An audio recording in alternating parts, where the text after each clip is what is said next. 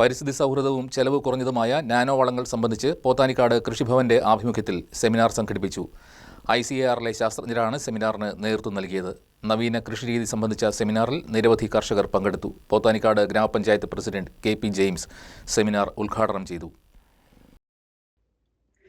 ആധുനിക കൃഷിരീതികളും പുതിയ സാങ്കേതിക വിദ്യകളും കർഷകരിലെത്തിക്കുക എന്ന ലക്ഷ്യത്തോടെയാണ് പോത്താനിക്കാട് കൃഷിഭവന്റെ ആഭിമുഖ്യത്തിൽ കർഷക സെമിനാർ സംഘടിപ്പിച്ചത്.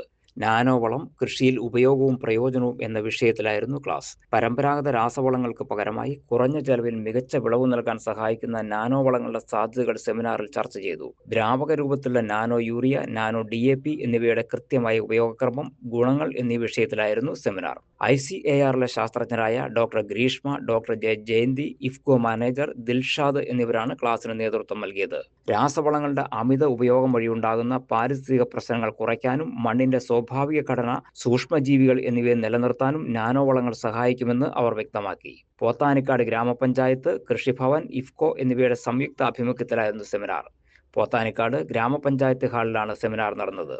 പോത്താനിക്കാട് ഗ്രാമപഞ്ചായത്ത് വൈസ് പ്രസിഡന്റ് ലൂസി സന്തോഷ് അധ്യക്ഷയായി. ഗ്രാമപഞ്ചായത്ത് പ്രസിഡന്റ് KP ജെയിംസ് സെമിനാർ ഉദ്ഘാടനം ചെയ്തു. ആരോഗ്യ വിദ്യാഭ്യാസകാര്യ standing committee chairperson Mercy Biju, ഗ്രാമപഞ്ചായത്ത് അംഗങ്ങളായ GG അനീഷ്, സീന സജി, സാബു വർഗീസ്, കൃഷി അസിസ്റ്റന്റുമാരായ സുഹറ TM, ഷെറീന KP എന്നിവർ സംസാരിച്ചു. കൃഷി ഓഫീസർ ബോസ് മത്തായി പദ്ധതി വിശദീകരിച്ചു.